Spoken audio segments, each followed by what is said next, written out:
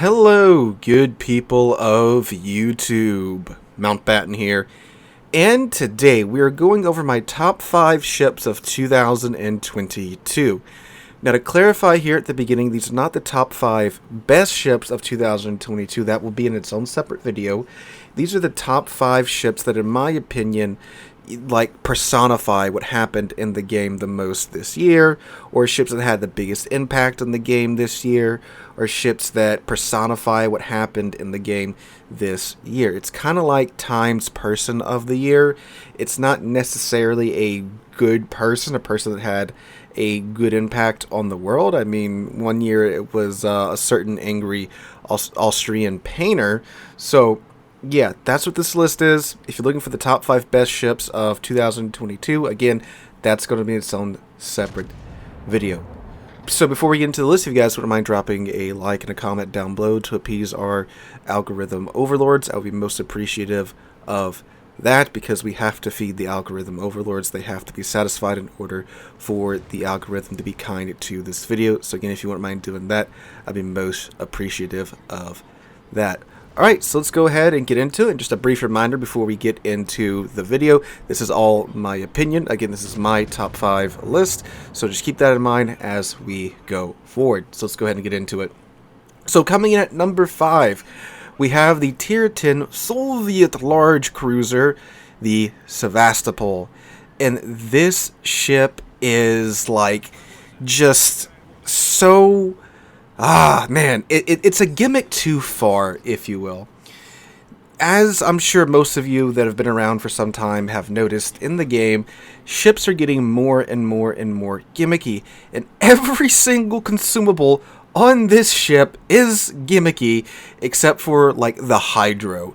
Everything else is super gimmicky about this ship.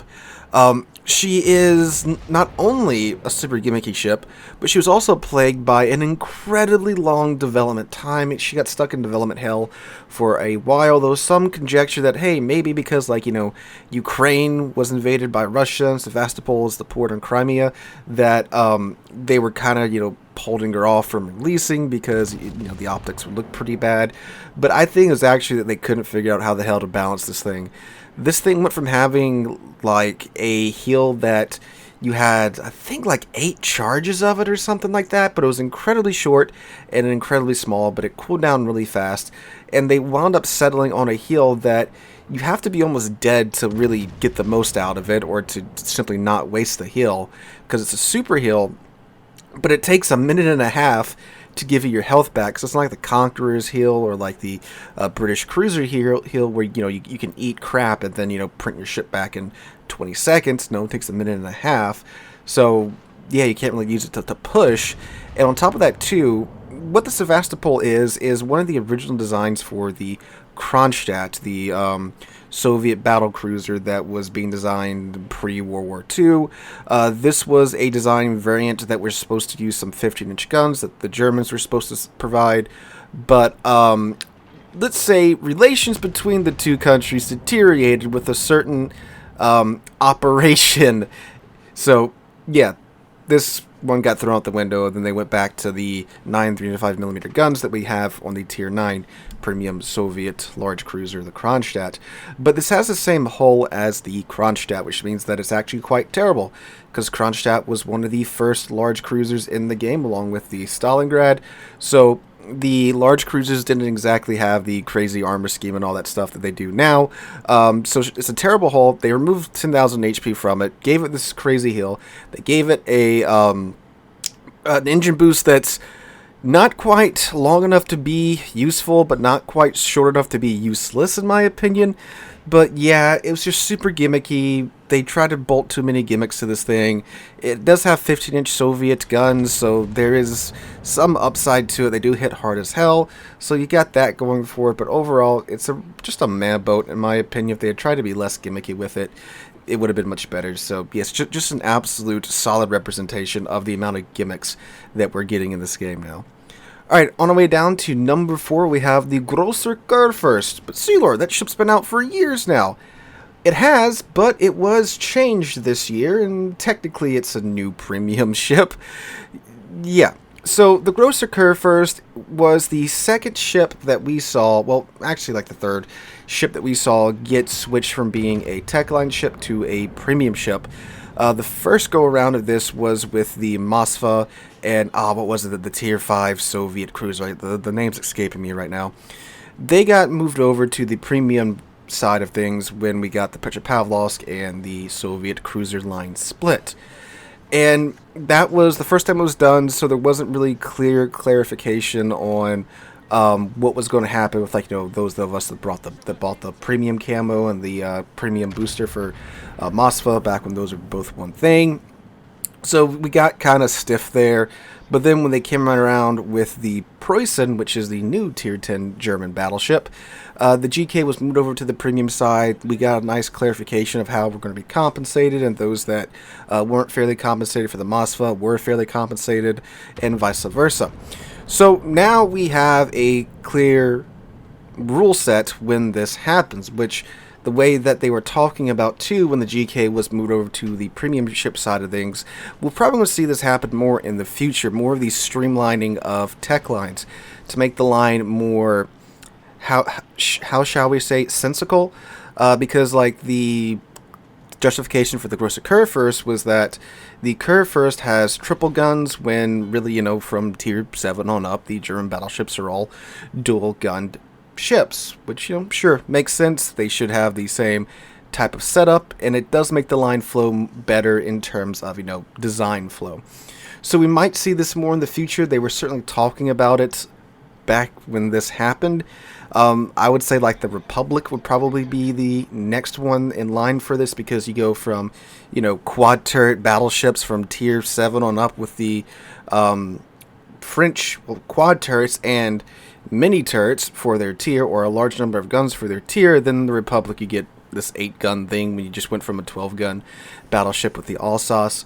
So we'll probably see more of that in the future, and that's what this ship is indicating for us for this year and for the future of the game. So that's why she is on this list, and she's just a personal favorite of mine too, and I am pleased that she's a premium ship now so that I can play her and do pretty good in terms of the economy, and I can also move Lucians on and off of my GK now without having to pay either the Commander XP or the doubloons to retrain him. So that's why it's on this list too as well.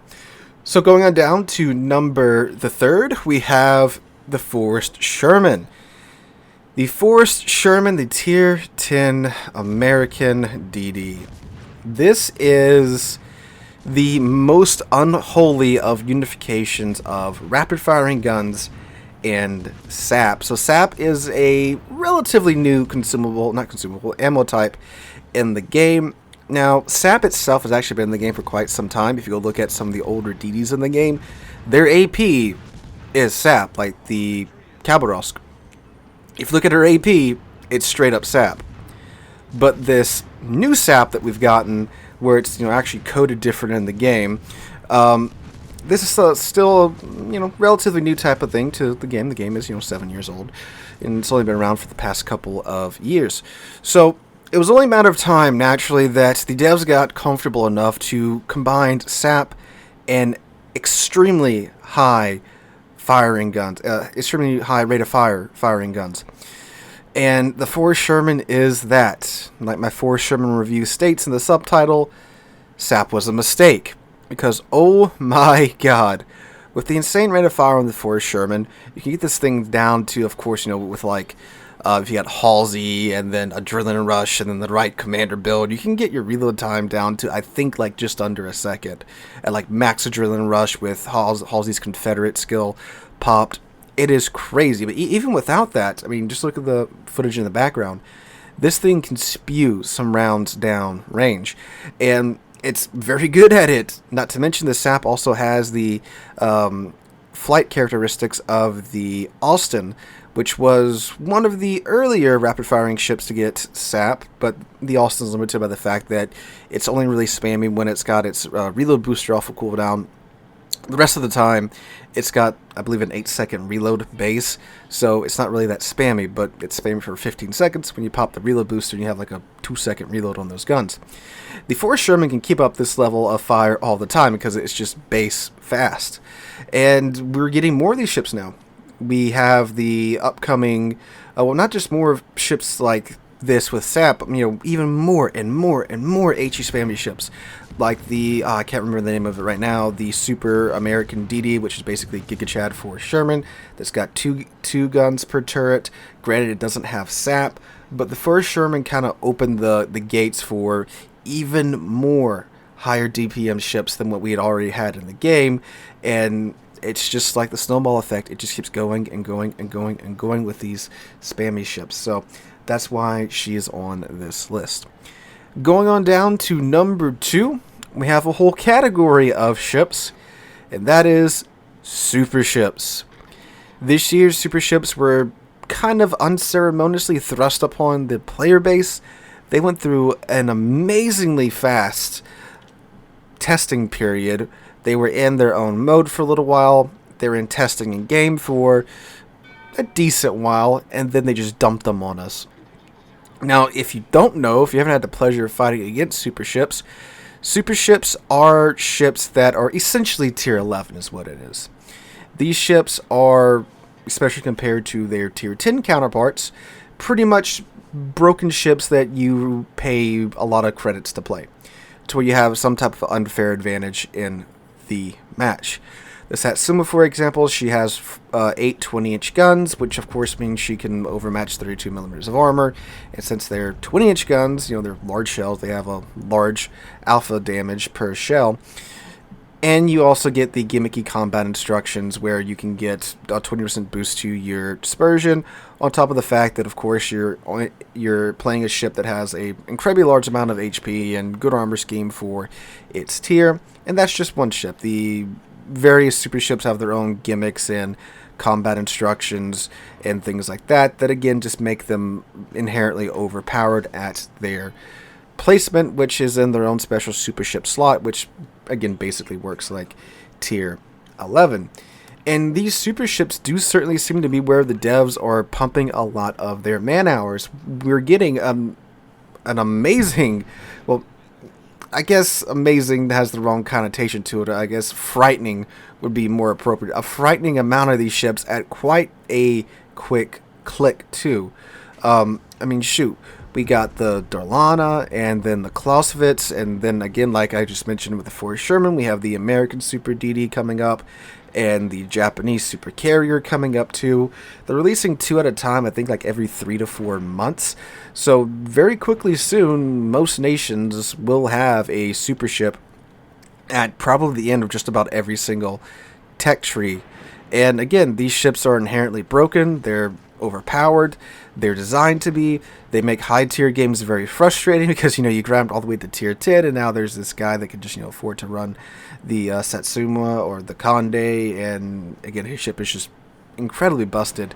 And not to mention too, of course, that makes higher tier more passive because you don't want to get pushed. You don't want to push up and get spotted by the super ship and get nuked by them. And again, from what we've seen with the devs, this is definitely where they're wanting to take the future of the game, it seems. And what happens once every nation has a super ship at the end of every tech tree, God knows what's next. Tier 12 or super duper ships, who knows? But this is definitely what we're going to be seeing a lot more of in the future, and something that was definitely a game changer for 2022. However, not quite the game changer and not quite as hated as our number 1 spot. The CV players' new favorite class, Submarines. Because finally, the player base has something to hate more than CVs, which are subs. Yep, this year was the year that we got subs in full release a few months ago after the better part of, 2.5 years of testing, and after being told that Submarines would never come to the game. 2022 saw the release of Submarines in World of Warships, a completely new class, where super ships are just kind of a new category and a new power level of already existing ships like battleships, cruisers, DDs, and aircraft carriers. Submarines were entirely new, and they had to design an underwater world for every single map in order to accommodate them, adding completely new features, dive time, homing torpedoes, the variable detection ranges depending upon the depths that you're at, all new spotting mechanics and things for submarines. And they came out to, well, a pretty loud, painful groan for most of the player base, as the transition was not, well, smooth. Now, I do think the player base has gotten better at understanding and countering submarines, as hopefully as time goes on, that becomes the norm to most players, so most players can understand how to deal with these guys and such. But, yeah, you can't have a list like this without having submarines as the #1 slot on this list. Of course, they have made the game way more frustrating for a lot of players, definitely more passive. I mean, you definitely don't want to be caught out alone against a submarine, because one-on-one, most ships don't really stand much of a chance unless you're fortunate enough to be playing a ship with hydroacoustic search. And of course, we had, God, I don't know how many variations of submarines that range from being insanely overpowered, literally nuking battleships with a single set of torpedoes off the map, to being utterly useless, to where now, I mean, compared to what we had with submarines, today's submarines are actually pretty balanced in comparison, again, to what we had in some stages of testing. But yes, it's still a big learning curve for a lot of the players, especially more of the veteran players, and we'll see how this affects the game in the future. It certainly doesn't seem to be, well, attracting enough players on the North American server to overcome the players that are potentially leaving because of submarines, but they are definitely one of the most impactful events on this game in 2022, brought about the course of one ship class. So guys, let me know what you guys think in the comments down below. Enjoy the video, please make sure to drop a like, leave a comment, subscribe to the channel. On our way to 45,000 subscribers, and I can't thank you guys enough for that. Next top 5 list will be the top 5 best ships of 2022, so if you're on the lookout for that, be sure to stick around for next week's top 5 video. Hope you guys enjoyed. Have a wonderful Monday. Have a wonderful rest of your week. Hope to catch you guys in the next one.